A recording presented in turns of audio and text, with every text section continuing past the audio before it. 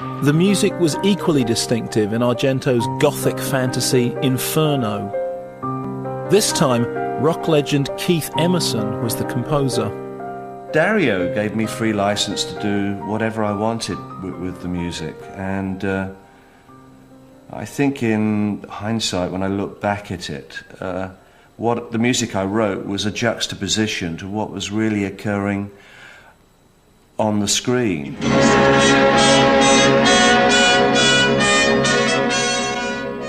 When I was composing it, my sons were like aged between 11, I suppose, and 7 years old, and I had to keep them out of my music room because they wanted to see what Daddy was writing.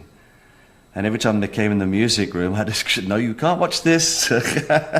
You'll have nightmares. Dario would say, you've got to use this piece of Verdi. I said, well, if I'm going to do a version of this Verdi piece, I'm going to do it my way. So I actually did it in 5/4.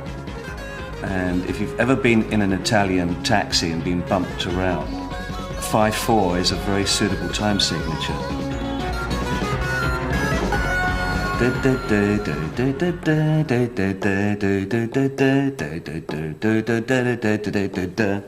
One, two, three, four, five. 1, 2, 3, 4, 5.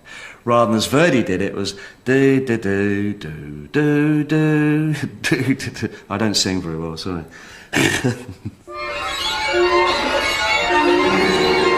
As well as pushing the boundaries of movie music, Argento also pushed the boundaries of movie violence.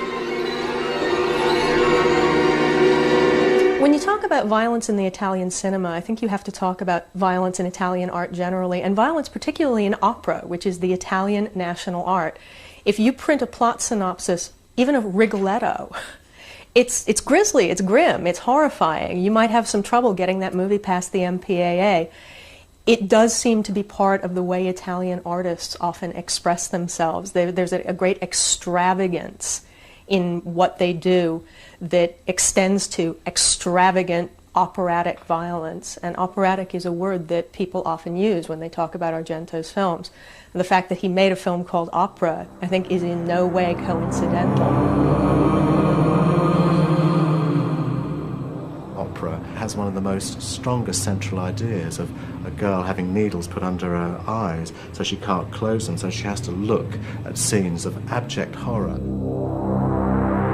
And this was always his metaphor for his cinema, anyway. And it's like Dario saying, I actually direct these scenes of violence for you to watch them. I do not want you to look away. I have a point to say. What made Dario stand apart is that he really is a skilled craftsman, that he's able to create a film that is so suspenseful and so scary, and that this becomes sort of the icing on the cake, so to speak, is when you get to the, you know, to that violent punctuation.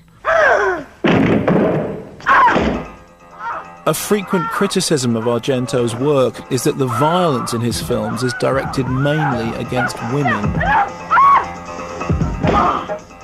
I've heard him saying that women are much more fun to kill, women are much more curious, women are much more interesting, and in a more profound way, there's something with his mother too that's not very clear to me, and I don't know what my grandmother did to him, but he always saw her as a monster, and so he tries to exercise that through his films.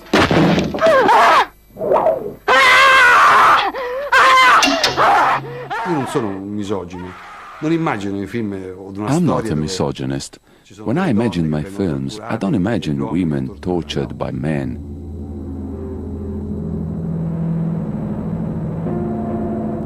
In my films, there are men and women who are cut to pieces. All of the leading actors, the heroes in his movies, are women. So it's difficult to pin him with the misogynistic label, per se. I think that he does something that is extremely disturbing to audiences, and that he couples violent death with almost sexual beauty, so that the deaths have a sexuality to them. And that's extremely disturbing to people. I, as a woman, probably should be deeply offended by that, and I'm not. I don't feel that these movies are a blueprint for murderers of the world.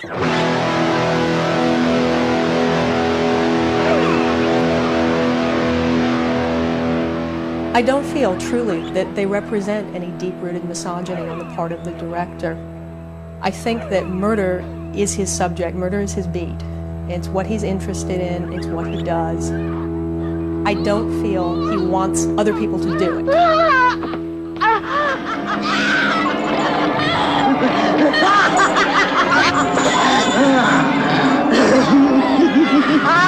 Many people began to believe that Dario and Daria's relationship was being charted through their films. In Profondo Rosso, for example, I mean, she's very happy-go-lucky, she's even singing in a scene. And then, of course, in Inferno, she gets murdered in a particularly vicious way. And then, of course, it goes all the way down from there. From Tenebrae, at the end, she's just screaming and screaming. And then in Phenomena, she looks terrible, and she's like razed to bits by a chimpanzee. And then in Opera, she's actually looking through a keyhole, and the bullet goes through her head, and she flies through the air. I mean, no wonder she hasn't wanted to work with Dario again. I mean, he's thought of more and more vicious ways of killing her off, because I think it actually is symbolic of their relationship. I just don't know what to say about that, but I do hope that my significant other never puts me in a film in which he fires a bullet through my eyeball through a keyhole. It's kind of creepy. Argento's films seem to come from a much deeper place than most, a fantastic world of the subconscious and of dreams, where logical narrative conventions take second place to a more profound emotional truth. Dario told me he has dreams or nightmares, and that's how the story comes into being. He would write down the nightmare, and it would become the script. I think that in Argento's films, the narrative usually doesn't matter a whole lot. They create this kind of dreamlike space that really, it's like being plunged into an incredibly complicated, fascinating nightmare. And it's somebody else's nightmare.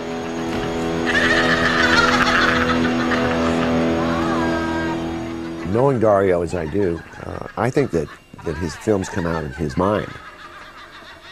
The ideas behind his images and the way he looks at things comes out of the story that he tells over and over again.